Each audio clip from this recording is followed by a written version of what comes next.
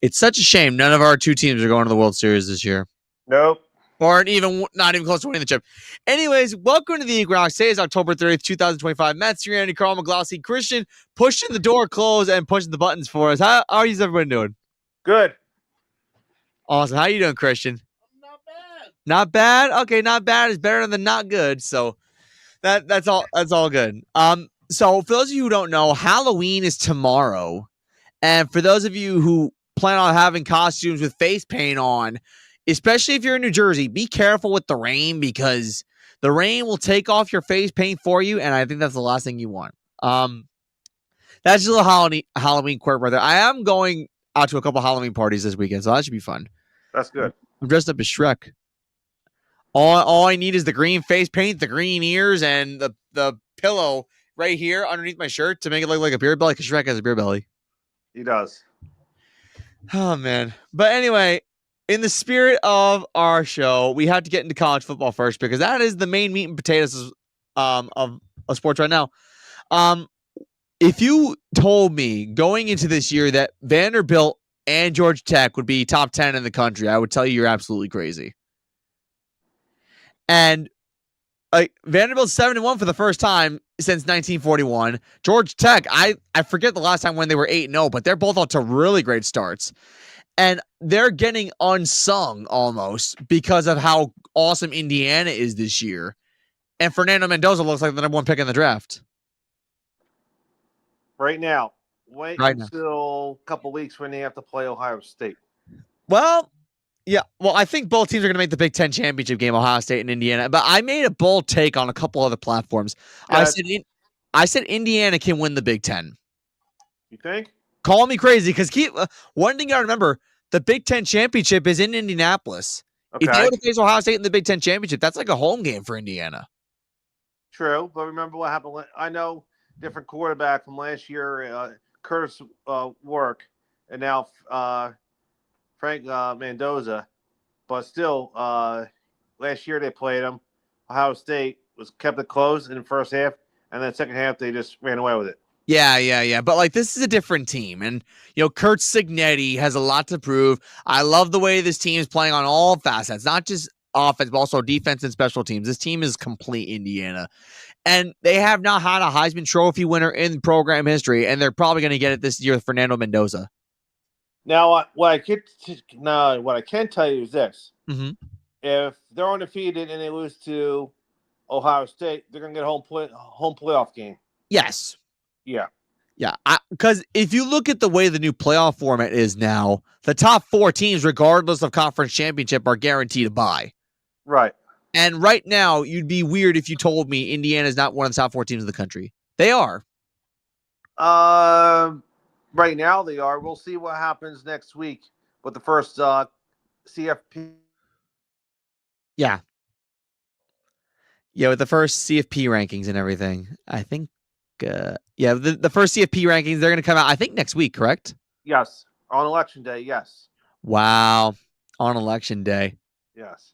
I don't want to think about that. But what's crazy to me, Carl, is that, Diego Pavia of Vanderbilt, like I mentioned, Vanderbilt is having this Cinderella amazing year. Diego Pavia is not getting the respect he deserves, and neither is Haynes King. I mean, Haynes King at Georgia Tech is putting together an underrated type of season. If you were to pick between those two teams, who do you think is having the most superb season between those two? I'm going with Georgia Tech because they're still undefeated. We'll see more about Vanderbilt if they go on the road Saturday and beat Texas in Austin, because right now Arch is under concussion protocol. Yeah, he might not play. He may not play, even though their backup is pretty good. If they go in there and because this is a playoff game, if they lose, they're out. You really think so? Yeah, if they because they still have Tennessee. A 9-3 Vanderbilt's not getting into the playoff. Well, right now they're sitting at 7-1, which is a pretty good spot to be in. I don't think this team makes the SEC championship, so their best bet is to try and finish with an 11-1 mark. Correct. So I think right now Alabama's still got won by the scare of their chin. Mm-hmm. I think Texas A&M is the best team in that conference. In the SEC, no doubt about it. Yes. No doubt about it. They beat the brakes off of LSU on the road, which, by the way, that's another topic of discussion regarding the SEC. Brian Kelly, the head coach of LSU and former coach of Notre Dame, was fired. He got clipped. You knew that was going to happen. That was bound to happen. And honest to God, it wasn't going to work from the get-go. I'll never forget when he first came to Baton Rouge and he pulled up that fake Southern accent, trying to fit in with the people. Yeah. My family's happy to be in Louisiana. My family's happy to be in Louisiana. No, dude. Didn't work out. And honestly, the product didn't work on the field. It wasn't a good product. No. And now, if you look at what's going on in the state of Louisiana, the governor, Greg Landry, is trying to reason with the program to help find a new head coach. Now, I don't know why the governor should be butting into their business. I know. He should be worrying about running his state. That's Scott Woodward's job and the board of trustees, not the governor, to pick a new head coach. Yeah, like this is almost like too much. Like, why does I know LSU football is very important in Louisiana, but why does the governor of Louisiana have to get involved in this? Like, no. It's not your policy. It's not your job to help run a college football program. Granted, LSU is such a prestigious program, but still, keep your nose out of it. You don't belong in that kind of program. No, because I don't see it, because I have a feeling Ole Miss is going to make the playoff. They're going to run the table. Mm-hmm. Even see if they wind up 10-2. After Ole Miss makes the playoff, Lane Kiffin ain't going nowhere. Yeah. If Brent Key takes Georgia Tech to the playoff, he's not getting moved. No. He's not moving. They want Marcus Freeman ain't moving because they re-upped him. Yeah. Because most likely, if they win out, they're going to go to the playoff too. Yeah. Notre Dame's rebounding nicely.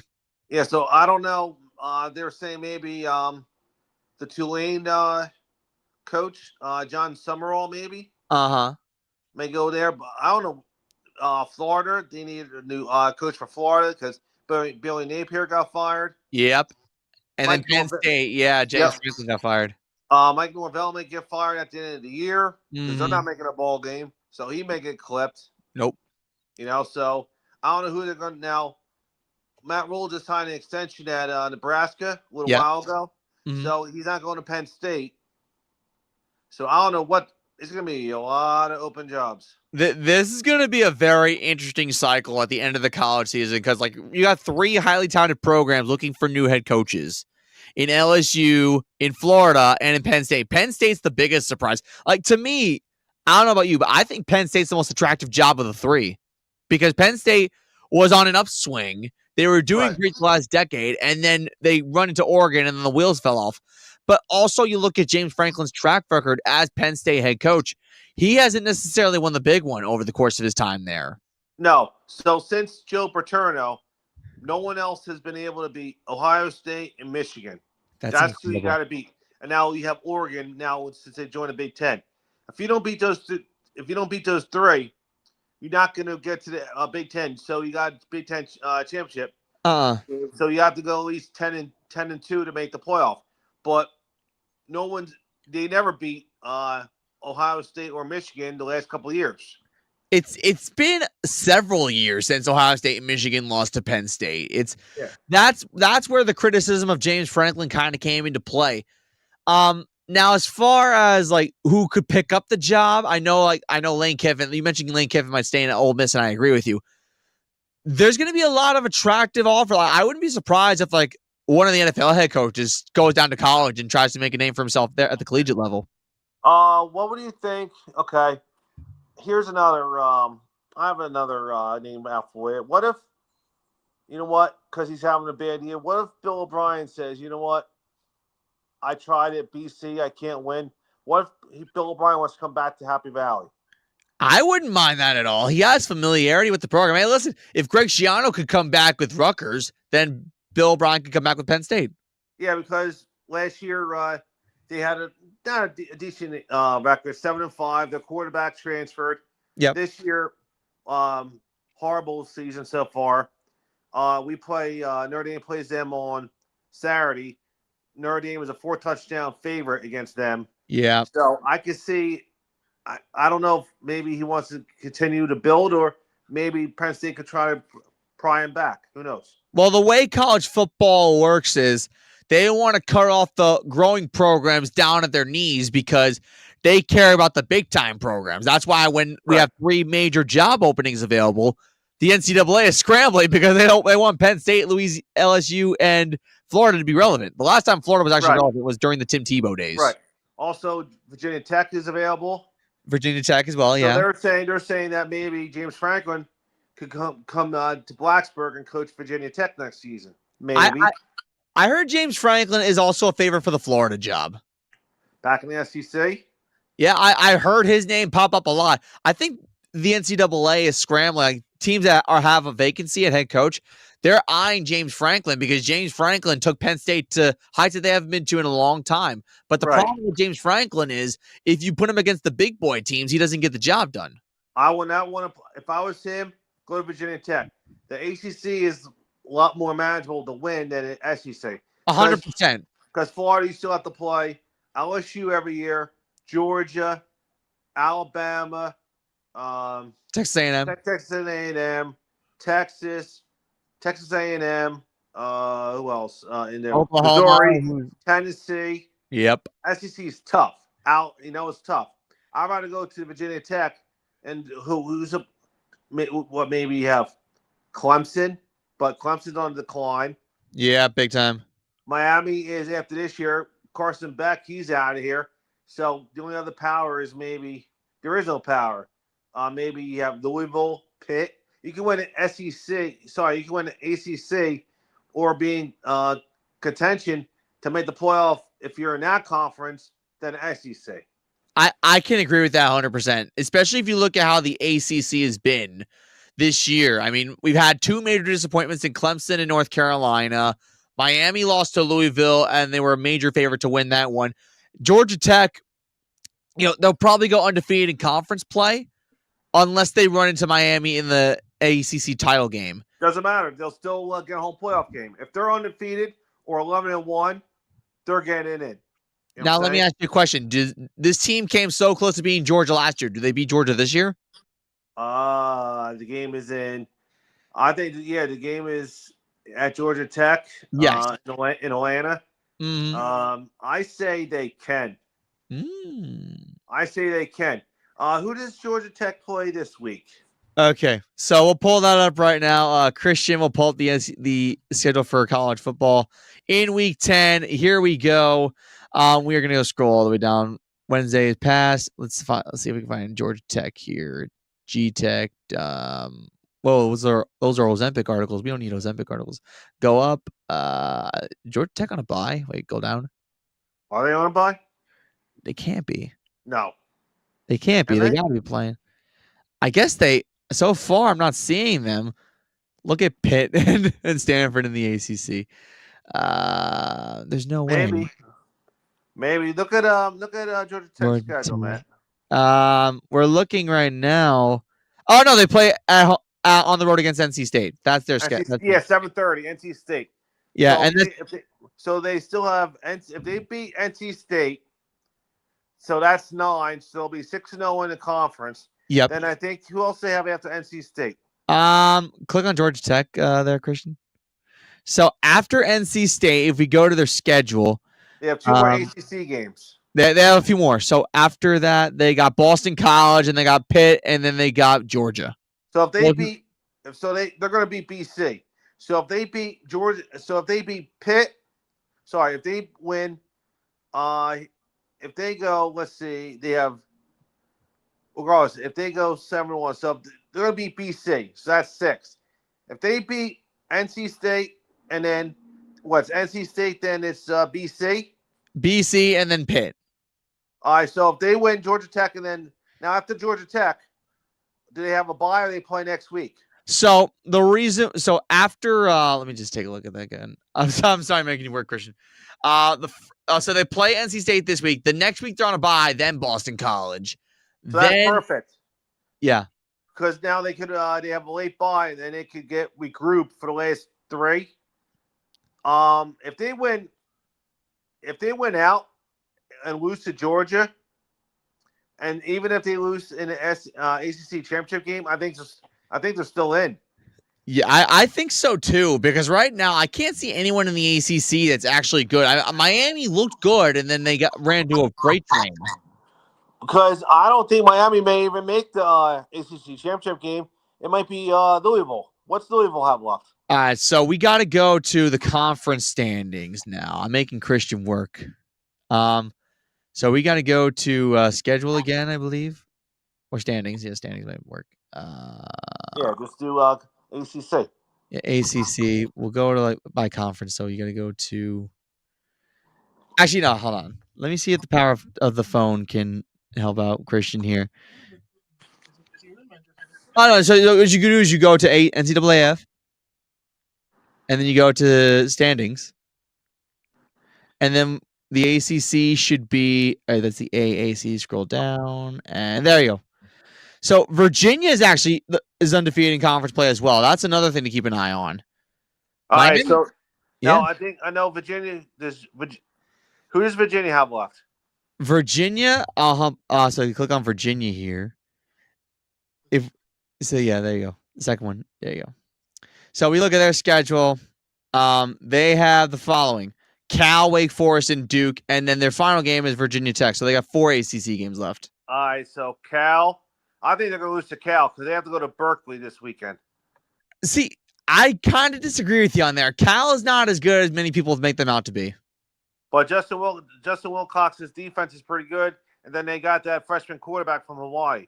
That's true. It's hard from going east and then going 3,000 miles over and go to Berkeley. I think that's a trap game. I think they're going to lose. I think Cal's going to get them.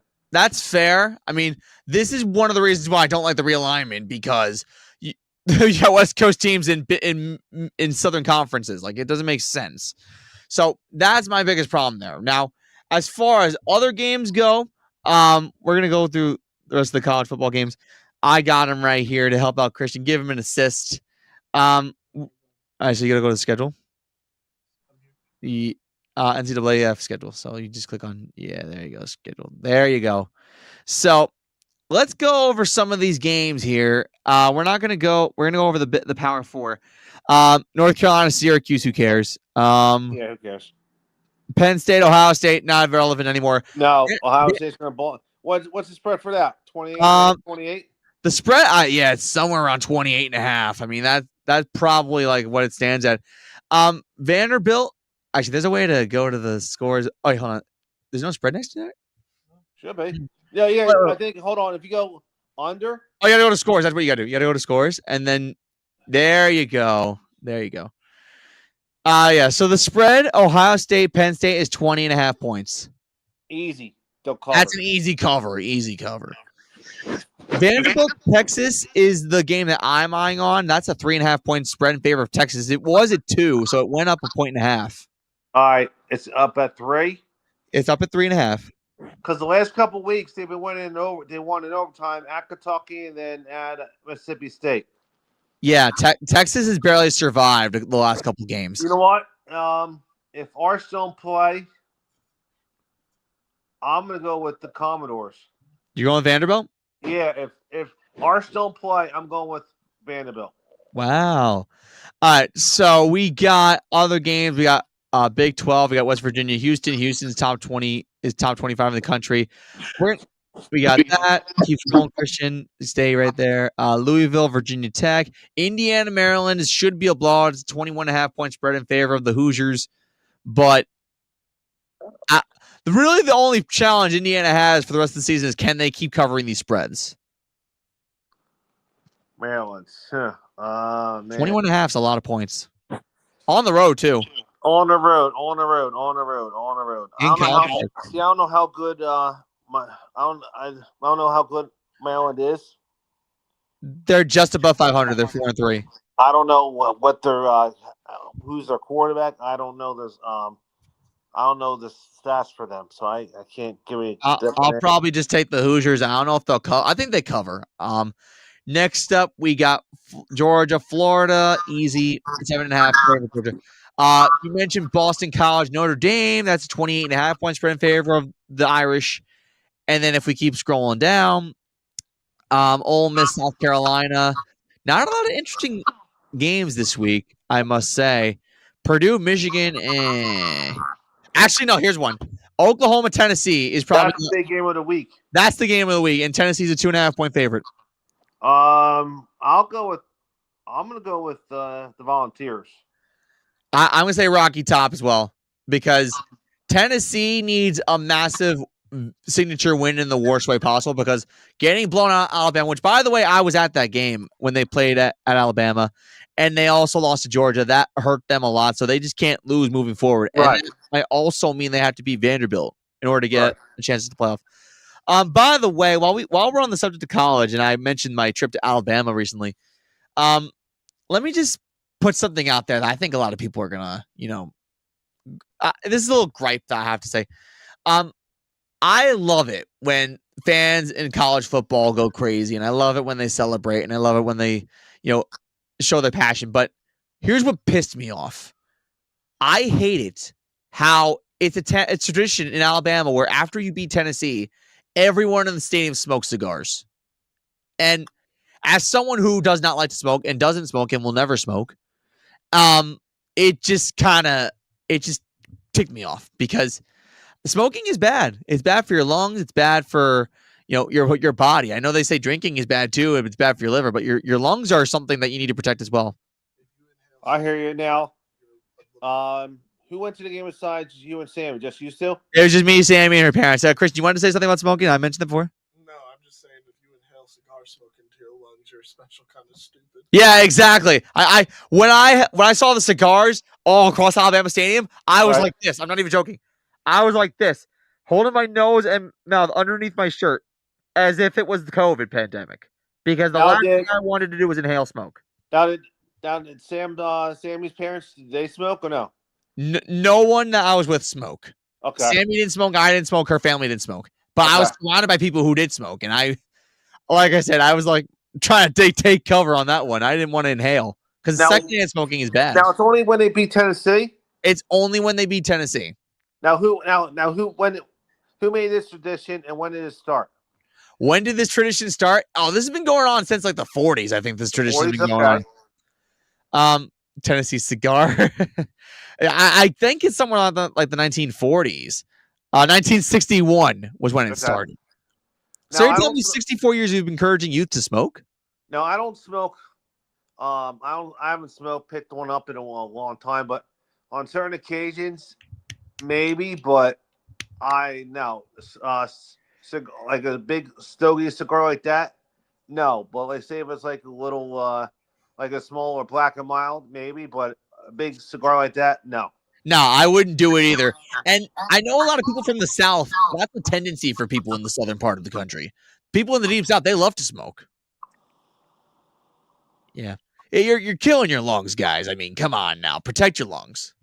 Yeah, if it's some people, like you said, Matt, some people, they smoke, others drink. I'd rather have a drink and have a couple drinks and be social and okay. Yeah.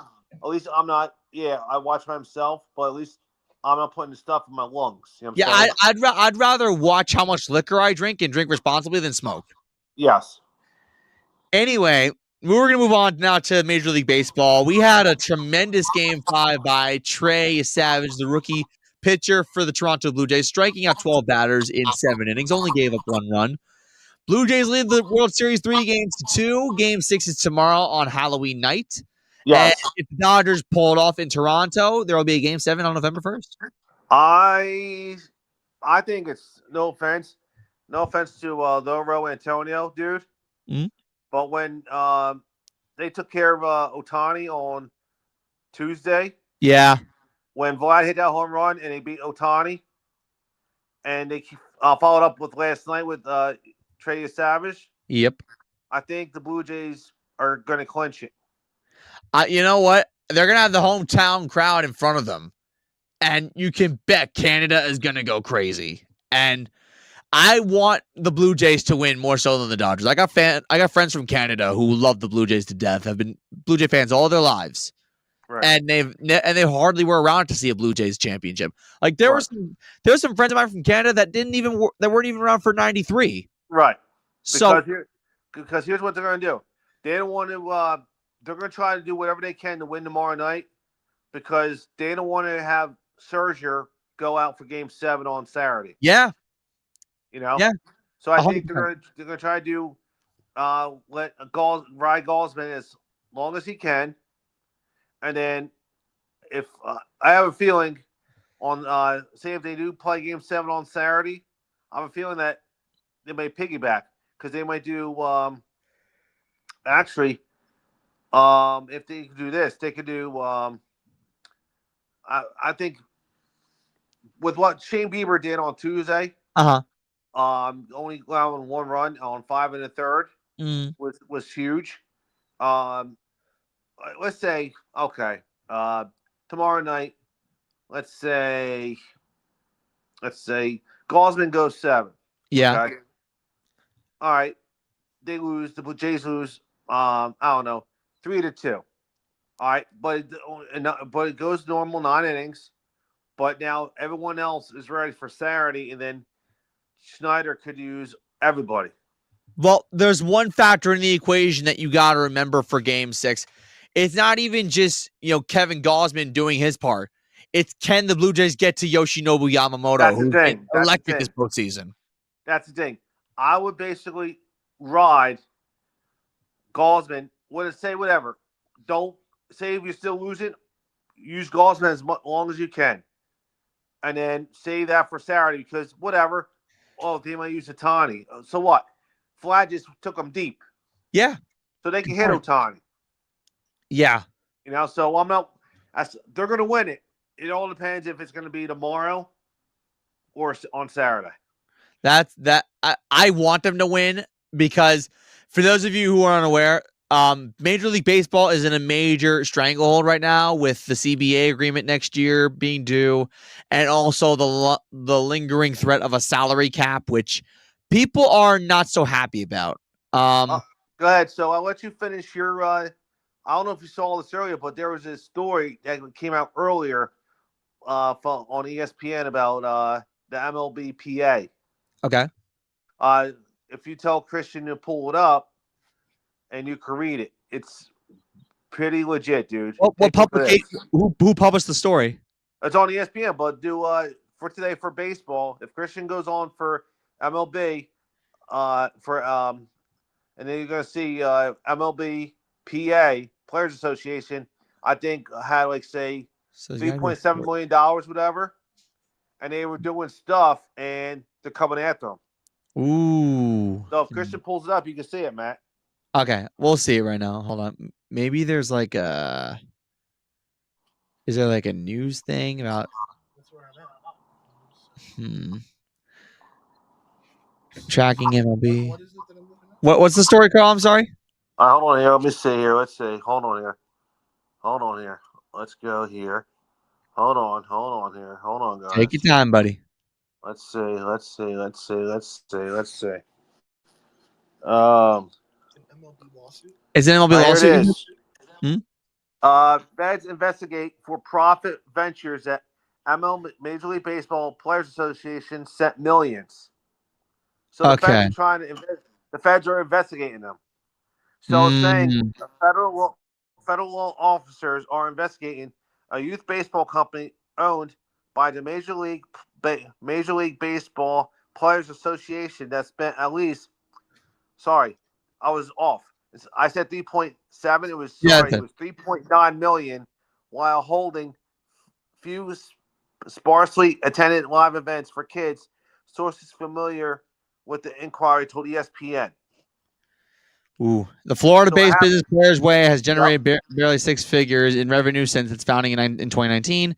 While the union said it has put $3.9 million into the company, 2 sources with knowledge of union finances who have talked with investigators told ESPN that the amount is close to $10 million. So you're telling me that $6 million of that is not being used? Yeah. So there's probably an injunction, and the feds are trying to investigate to make sure it's basically going after them for that. Oh boy, that's not good. Mm-hmm. That is not good for Major League Baseball. So we talked about the World Series. There really isn't much to talk about when it comes to baseball. We'll get more into baseball when we get to the winter meetings and stuff like that. Speaking of money, there is another discussion I wanted to talk about, and we were waiting. I was waiting for this for about a week to discuss this with you, Carl. Good. So obviously, for those of you who aren't aware, I don't really need an article for this. I can know it's off the top of my head. The NBA is in a dire position right now because Damon Jones, Terry Rozier, and Chauncey Billups were arrested with two huge investigations, nothing but bet, and then the rigged poker game scandal, which for those of you who don't know, like rigged poker games and the way they did it is just crazy. But 34 people were arrested, including a couple crime families were arrested. The nothing but bet thing is crazy because it makes sense because it's the NBA. So nothing but bet is the allegation that players in the NBA, Terry Rozier mainly, was throwing away prop bets, going under on prop bets to underperform so he can hit his prop bets. With the biggest example coming in 2023 when he played just 9.5 minutes and left the game when his teammates apparently knew about it, and then Terry Rozier counted his cash at home. So there's that scandal. Now, one thing I want to say about that is that the NBA needs a change in leadership because right now I think the players have way too much power. They do. I think that when the players have too much power and the inmates run the asylum and people and coaches and owners are minority in this situation, players are going to do whatever they want, but it's also legal repercussions that come from this. Yes. Now, there's that. Second thing, is the rigged poker game thing. This is messed up. I don't know if Christian's heard about this stuff either. X-ray poker tables were used. X-ray glasses, rigged shuffling machines. Christian's looking up an X-ray poker table. But what the X-ray tables did and the marked cards and the rigged shuffling machines, what it did was it allowed players, former NBA players who were playing poker games to win over people who were given the opportunity to play with former NBA players. These people didn't know they were getting ripped off millions of dollars at these poker tables. Now, the reason why I'm bringing this up is because I've never seen an X-ray poker table in my entire life. I never even heard of an X-ray poker table in my entire life. So when this comes up, you kind of think to yourself, what are we living in? What is this, Austin Powers? Like, because I've been talking to a couple friends about this, and they were like, well, X-ray glass, that comes from Austin Powers. Well, I've never seen Austin Powers, but I know about him. Yeah, I know, Christian. You're looking at me like, what? So so they had a card. What poker table? They were just at a random table. It was like at several different poker tables that they had these X-ray poker tables in. How they even got that, I've never heard of that in my life. X-ray. So are they playing against a dealer or what? So the people who were being ripped off were people who were invited to come to these events, like outsiders. Like, so apparently, like NBA players like Rozier and Damon Jones and even Kevin Garnett's name is mentioned in this. NBA players were playing at these poker game tables, and if you were a normal person who was given an invite to attend a social event involving poker, you were getting ripped off. Wow. Because what I do is when I hold events at my house, usually it's like 7 people are at the table. Yep. You have the deck of cards, and we just play your normal poker games like 5 card draw, 7 card stud, blah blah blah blah blah, and we just deal out the cards. And that's it. You bet. But there's no X-ray. So is it? I don't know how you do that. It makes no sense. I honestly don't know how you do that either. I'm honestly stunned even thinking about it because that's next level revolutionary type stuff. I've never heard of this in my life. And the fact that like NBA players former players were using this to rip off people. And it's not even like this is tens of millions of dollars we're talking about. We're lost in this stuff. Right. And the fact that it took, the FBI has been investigating this for years. And they're still investigating. The real big announcement last week were the arrests, that 34 people were arrested for this. Right. The FBI is still finding more things out. In fact, there was something that was found out. There's a fact that was known that former LA Charger tight end Antonio Gates was involved in this as well. Wow. Yeah, he's involved, and so are a couple NFL players. But the stupidest excuse I hear, and you're going to probably hear this in the court hearings, is, oh, I didn't know what I was doing. Oh, please. Yes, you how, did. how do you, if you don't know what you're doing, why would you sign up for it? Correct. Like, if you know that you're doing something illegal, and you're saying, oh, I didn't know this was part of a major scheme, you're looking like an idiot. Right. And also, and I think this is also very bad, it was a day or two after this investigation was launched and the arrests were announced, the NCAA said that Division 1, 2, and 3 students can gamble. That's stupid too. Bad, horrible. Yep. You're asking for more arrests. Yes. And I don't know if you're aware of this, Carl, but remember the name Art Schlichter? No. Okay, so Art Schlichter was a former Colts quarterback in the 1980s who played at Ohio State. He had a gambling problem in college, and when he came to the Colts and was drafted by the Colts, he was betting on games he played in. He was betting on games that he was particularly starting in. He bet on NFL games when he wasn't supposed to, and he got a lifetime ban. Wow.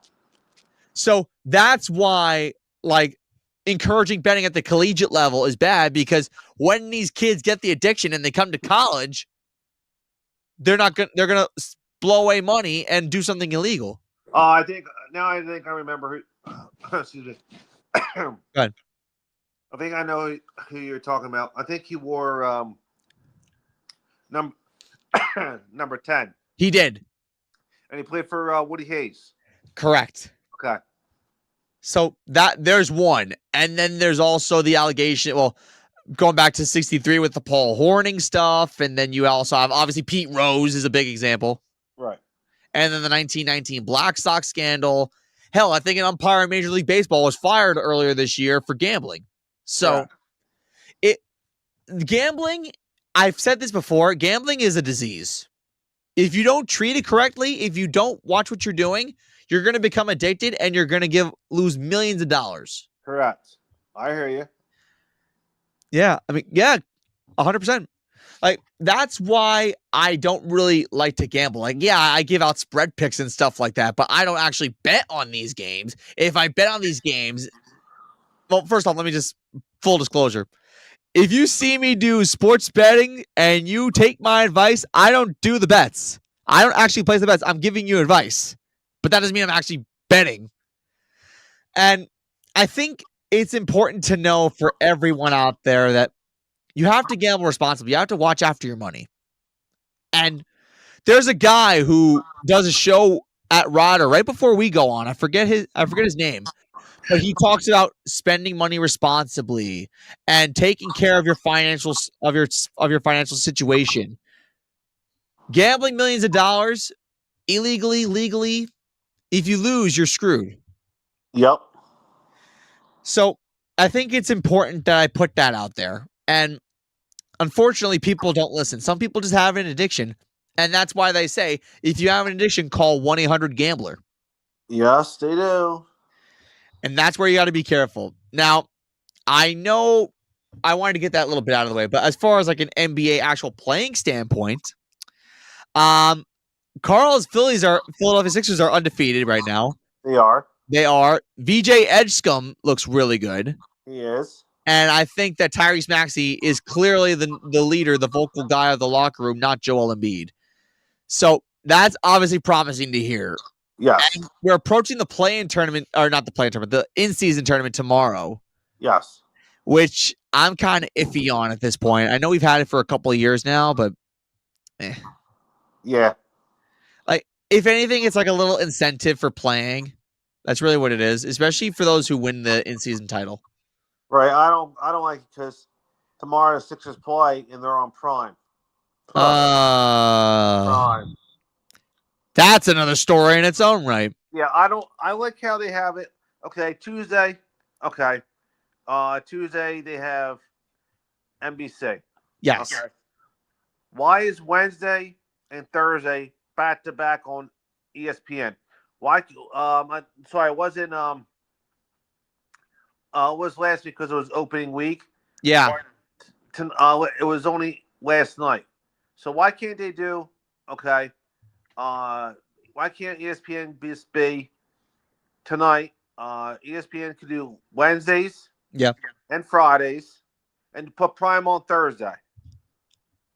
That makes no sense. And Prime on Friday. You want to know why they don't do Prime on Thursday? Guess who they got to compete with with Prime on Thursday? Football. Yes. You know. You think they want to compete with football on a Thursday night? But no, because football's on Prime. But the game tonight stinks, dude. The football game tonight stinks. Yeah, Ravens and Dolphins, whoop-de-doo. Yeah. So okay. Then after football season, after starting January, then switch it. No, it's stupid, bro. I don't like it. I honestly, and I've said this before 1,000 times, I don't like how he put football and NBA games on streaming services. I might look like an idiot for saying that, but it's the future. People are trying to profit. I get it, but it just irks me because what if you have just basic cable TV and you can't afford Prime or Netflix or any of these streaming services? You're SOL because you can't get the game. Right. Now now let me ask you about this question about how NBC is now doing their double basketball on Tuesdays. Yeah. Are you agree with the 8 o'clock and 11 o'clock slot? I do not. I like it. It should be either 7 or in 7 to 9:30 or 7:30 and 10. I think 7:30 and 10 sounds good, but also 7 and 9:30 is the most convenient. But the NBA on NBC, when I watched the opening game between the Thunder and the Rockets, right, on opening night, right, the presentation of the game looked so much better than what they usually put on ESPN. It was a much better presentation, a much better look. Mike Tirico is excellent. Yeah. And I think that's just a benefit for the NBA. What doesn't benefit the NBA is putting your games on Amazon Prime or Prime Video. Because my thing is, if say it was like the second game was at 9:30 or 10, at least I could watch the first quarter. Yeah. At 11 o'clock, it's it's going to be a West Coast game. Well, it's 11 o'clock. I'm already in bed. Oh yeah, it's kind of like the 18-inning game in the World Series, Game 3, where the went up to 18 innings, ended like 2:30 in the morning. Full disclosure, I watched 11 innings of that game. I didn't watch the whole thing because it was like midnight. I had to go to bed. Right. Do you think I wanted to go to bed 2:30 in the morning for the sake of a baseball game that my team's not even in? So hopefully your team isn't playing on the West Coast, playing either the Clippers or the Lakers, right, or the Warriors at 11 o'clock at night because you won't have to see them. Yeah, that's true. So while you're celebrating your Sixers being good, the Brooklyn Nets are terrible. They're getting blown out of the water in most of their games. They actually barely lost by just 5 points to the Hawks, even though the Trae Young came out. It's just disheartening. Think of it. If Durant's toe wasn't on the line, we'd probably be celebrating an NBA title from 2021. But it sucks because we had KD, Harden, and Kyrie Irving for 8 games total together. Right. Nothing out of it. Right. And now this is kind of the consequences that the Brooklyn Nets face that Joe Tsai faces and Sean Marks faces because the team's just not in a good position right now. Like, no one goes to Barclays Center anymore for basketball games. They go to Barclays Center for concerts. They don't go to they go there for concerts and WWE events. Right. So that's what kind of sucks. And plus, Barclays Center is, I don't know how you guys are going to feel about this. I actually like the Barclays Center. It's a very nice building. I'm not going all the way to Brooklyn. It's hard to get to Brooklyn for that, That's fair. No, I understand. It's easier for me from my house to go to Madison Square Garden instead of going to Brooklyn. Oh yeah, no, because if you want to go to Madison Square Garden, get off at New York Penn, and you get off the train station, you're right next to Madison Square Garden. Yep, you're right. So that's why people love going to Knicks games more, and the Knicks are, for what it's worth, okay right now. There's still plenty of basketball left, but the plenty of time to recover. We haven't even seen their peak yet. Now to conclude the show, because we have less than 15 minutes left before I have to Shrek it on, we got to go. Christian's laughing. Go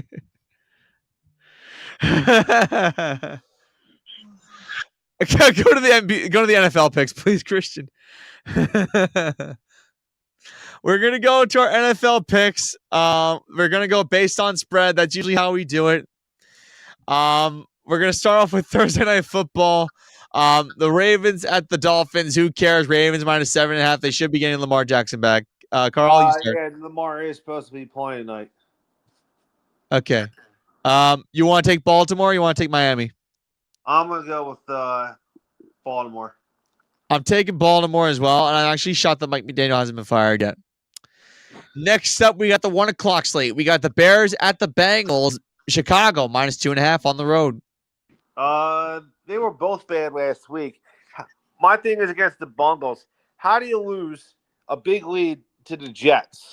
Oh yeah, that was embarrassing. So it's like, how's that possible? The Bears look horrible. I just can't trust. You can't trust the Bengals defense. Their offense can score. Yeah. Man, I don't know. Ben Johnson is making Caleb Williams a little bit better. Yep. I'm gonna go with the Bears. It's like a roll of dice. I'm going with the Bears. I'm also gonna go with the Bears. -2.5. Next up, we got, if we go to the games here. Sorry about that, Christian. Next up, we got the Vikings at the Lions. Vikings are supposed to get JJ McCarthy back. The Lions -9.5 at home. Lions cover easy. Easy cover, Detroit. Next up, we got Panthers at Packers. Packers -13.5. This team looks awesome. Yeah, because I didn't watch the game, but I was watching on my phone that they were actually losing at halftime 16-7. And then I woke up, I saw the score that they outscored them 28-9. Yeah, it was crazy. Second half. I was like, Yeah. what happened to the Steelers? So, yeah, Packers are real good. I'm going to go with the Pack. I'm going to take the 13.5. It's a big spread, but I think this Packers team is that dominant. Plus, they're at home in Green Bay at Lambeau Field, so I think they cover that one. Next up, we got a snoozer. We got the Chargers at the Titans. Chargers -9.5 on the road. Chargers win. I don't think they'll cover, but they'll win. You don't think they cover? It's the Chargers. You never know with them. Okay, fine. I'll give you that. I will say Chargers cover -9.5, but Tennessee's just bad. Yep. Tennessee's just very bad. Next up, we got the Atlanta Falcons at the New England Patriots. Patriots -5.5 at home. Patriots looking real good. Yeah, Patriots will cover. Don't know if Michael Penix is going to play. Atlanta's all banged up. I'm going to go with New England is going to cover. I think New England covers easily, especially if Michael Penix Jr. doesn't play. All right, next 1 o'clock. Next 1 o'clock game. Are you serious? That's the game. What's this? So how much is the Niners giving you guys? Believe it or not, they're actually only a 2.5 point favorite. Purdy may play. Tyrone Tracy has to step in now. I know because of what happened to Scatterville. Yeah, that sickened me so bad. Yeah. I didn't see how it happened until my friend at work showed me that on Monday how it happened. It's like, oh God, that ankle took a hard turn right. The ankle's not supposed to bend like that. Yeah. All right. I'm gonna go. Oh man, Niners didn't even show up last week. They didn't even show up against Houston. No, they didn't. You know what, Matt? I shouldn't, but I'm going to. I'm gonna go with the Giants. Hey! All right. You know what? For the sake of it, go Big Blue. I think the Niners are overrated at 5-3. Next up, we got the best team in football, the Indianapolis Colts at the Pittsburgh Steelers. Colts -3.5 on the road. I like the 3.5. What I saw from Steelers defense is not playing good. I'm going with the Colts, man. I'm telling you, Daniel Jones, him and Shane Steichen, I think the Colts are going to win at least by a touchdown. I don't need to say how I feel about Daniel Jones. I'm happy for him. But honestly, give Jonathan Taylor NFL MVP. Next up, we got the Denver Broncos at the Houston Texans. Texans -1.5. That's actually shocking. It is. I'm gonna go with Denver. I'll take Broncos plus 1.5 as well. That's actually very shocking that they're underdog. Yes. All right, next up, we got the 4 o'clock slate. We got the Jacksonville Jaguars at the Las Vegas Raiders. Jaguars minus 2.5. I think the Raiders are going to pull up the upset. I'm going with the Raiders. Well, they did get Tyler Lockett, so that could be a definite boost. I'll take Jacksonville minus 2.5. Innocent until proven guilty. Okay. All right, next up, we got the biggest spread of the week. We got the New Orleans Saints at the Los Angeles Rams. Rams minus 14.5. They are getting Puka Nacua back. I'm going to go with the Rams. Rams easily. Yep. All right, then we got the 4:30 game. This is the Kansas City Chiefs at the Buffalo Bills. Bills are 2.5-point underdog at home. I'm going to go with the Bills. I'll take the Bills. The Bills seem to always beat Kansas City in the regular season, but in the postseason, it's the complete opposite. Yes. Next, we got the Sunday Night Football game. We got the Seattle Seahawks at the Washington Commanders. Possibly no Jane Daniels. Seahawks minus 2.5. Yeah. All right, so we got the Whatever. Seahawks minus 2.5. I'm going to take Seattle minus 2.5 here. I think that the Commanders are in a tough position, especially without their young phenom. I'm going to take Seattle. I'm going to go with this. I'm going to go with the Seahawks too. Okay. Last but not least, we got the Cardinals at the Dallas Cowboys on Monday Night Football in front of 100,000 strong Cowboys minus 2.5. Since they're home, I'm going to go with the Cowboys because they stink on the road, but at home they score all these points. So I'm going to go with the Cowboys. I hate to say the Cowboys, but I'm going to pick the Cowboys as well. Okay, so how much time do we have left, Christian? Can I see the monitor? Got 7 minutes. We had 7 minutes? Okay.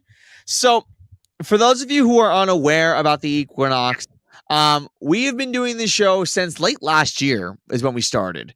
Carl and I have been doing the show together I've been doing shows together for several years now, amazingly. And we're with Rider University. We're actually going to be doing interviews with the Rider social media team on Saturday before we do Equinox 2.0 at Rider University. 107.7 The Bronx is where you can tune in. And like I said, it actually really is amazing for me to go back to a college station and do radio shows because my time at Rutgers Student Radio ended early because we had to leave the campus in 2020. I'm not going to explain anymore. But I always said to myself, if I ever got another opportunity to go to a college station, I would take full advantage of it. Right. And I'm glad that Carl's with me up for the road for that. And also Gavin. Yes. Now, one thing that I want to mention, for those of you who are dressing up tonight, please drink responsibly at your Halloween parties, and also just keep an eye on your surroundings. Like, don't hang out with shady people. This is just hold on, Matt. It's tomorrow night. Tomorrow night. Well, people go out on Thursday night. Well, just me because hopefully tonight is mischief night. Mischief night. You don't do nothing stupid and get in trouble. Well, mischief night, isn't that where you throw eggs at people's houses? Basically that's how Ruckus starts the day before Halloween and vandalism. Hopefully we don't get none of that tonight. Yeah. Hey, listen. Well, depending the weather, I don't know how many people are going to come out for Halloween candy as far as kids are concerned. I can tell you this right now. When I gave out candy last year for Halloween, no one came to my door. Wow. So if the weather is bad, I highly doubt kids are going to want to get soaked to get candy. Amy, the wife just said it's only supposed to be windy tomorrow. Just wind? Just wind. Huh. Interesting. Now, I can list off all my costumes in the past I've dressed up in. You're probably going to be like, how do you remember this? I'm just awesome. I just have an awesome memory. So I'm Shrek this year. Last year, I was a pimp. The year before, I was Cobra Kai. Okay. The year before, I was in a Batman tuxedo. It was like a purple tuxedo with a Batman symbol all over it. Nice. Then I actually had that costume for a while. Then at one point, I think I was Avatar: The Last Airbender, not the blue Avatar with the blue alien thing. Like I wasn't that. Right. Then I was Batman, and the list goes on and on. I think actually one point I dressed up like Gordon Ramsay for Halloween. Okay. So a couple years ago, let's say, so 2 years ago, when we first met. We first went in our apartment Yep. that October.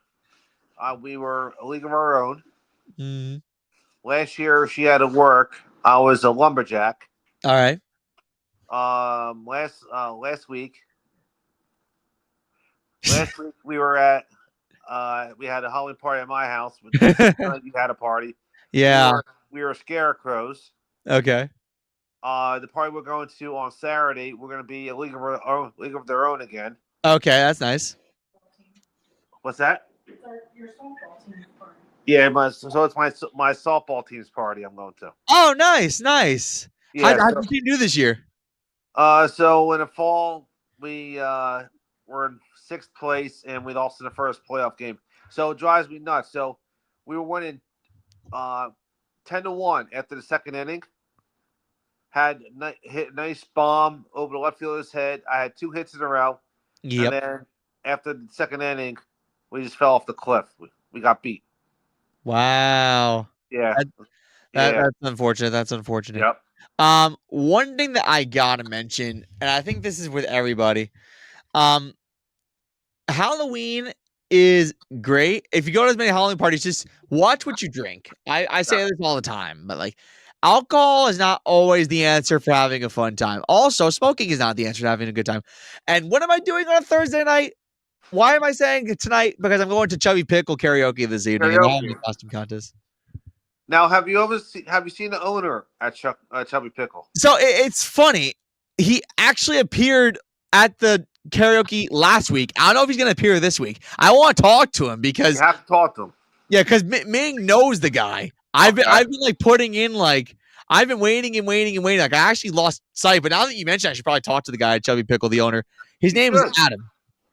Maybe you and Ming could talk to him together, and then maybe we could set something up where he does something for the show in the studio. I would love to do that because Chubby Pickle, that's my go-to karaoke spot. And for a lot of people on the Jersey Shore, that's their go-to karaoke spot. Well, if he knows Ming and you go there a lot, you know what I'm saying? Yeah. And for those of you who are wondering, because I'm dressing up as Shrek for Halloween, and Christian's probably going to know where this is going, because I'm dressing up for Shrek for Halloween and I have to sing karaoke, I'm doing Accidentally in Love by Counting Crows as like my karaoke song. You know where that's from, right, Christian? No, I don't know what the fuck that song is from. Oh, it's from the Shrek 2 soundtrack. Exactly. And apparently it's one of the best soundtracks for a movie ever. I'm glad you agree. So, all right, we are going to go off the air right now. We got a minute and 20. But before we go, remember, catch us live from 2 to 3 p.m. on Saturday at 107.7 The Bronx. Myself, Carl, and Gavin Hawks live at the Ryder Studio. We haven't done a show at Ryder in a long time. We're for a while. It's been like almost a month. But we're going to be back at it. The grind will be real. You'll see it, and we can't wait for it. Carl, any last words? No, it's been a good show. And by the way, I want to say, so what are you doing? So when are you leaving for Atlantic City tomorrow morning? I leave for Atlantic City at like 4:00 p.m. tomorrow. Okay, so what do you guys see in the show? We're a friend of ours. Their cover band is performing at the Hard Rock, and ironically, they're Shrek 2 fans as well. So we figured we'll be staying at like the Harrah's Hotel. Okay, that's where we'll be, and they're playing at the Hard Rock. The cover band we're going to see. Okay, so nice. That should be fun. But it's all gonna be fun. I'm actually gonna be Shrek for 3 straight days. Like Saturday was Shrek the first. Right. Today is Shrek 2. Tomorrow Shrek the third, and then to Saturday Shrek Forever After. Nice. And apparently they're making a 5th one. And if you look at if you've seen the trailer for it or the teaser trailer for it, the animation looks horrible. You don't. It looks updated. People are just pissy because they expect everything. Meanwhile, Shrek had some of the worst and ugly looking humans. I don't know about that, Christian. They did. I don't know about that, Christian. Okay, well, we'll save that discussion for another day. Now you're gonna show me some animation. The Last Wish. That's right. Versus Shrek 2. Yeah, there's a clear style difference. Yeah, put that on screen. Actually, yeah, put that on screen. Put that on screen. This will be the last thing we do before we sign off. This is superior. The No. Carl, do you agree with Christian? With what? Go back to the Puss in Boots thing. Which one looks better? New or old? Old. Thank you. I actually saw the Puss in Boots movie. It's pretty cool. I see. Here's the thing. I'm not big with the Puss in Boots stuff as a whole. I like the Shrek movies the way it is. I like it when they do spin-offs. Anyway, there you go. Okay then. Okay. From Carl Maglowski, Matt Siriani, this has been the Equinox. And before we go, as always, I have to say the following. Like SpongeBob SquarePants always said, take care of y'all just because old people are the greatest. They're full of wisdom and experience. Take care, everybody. Good night. Happy Halloween. All right.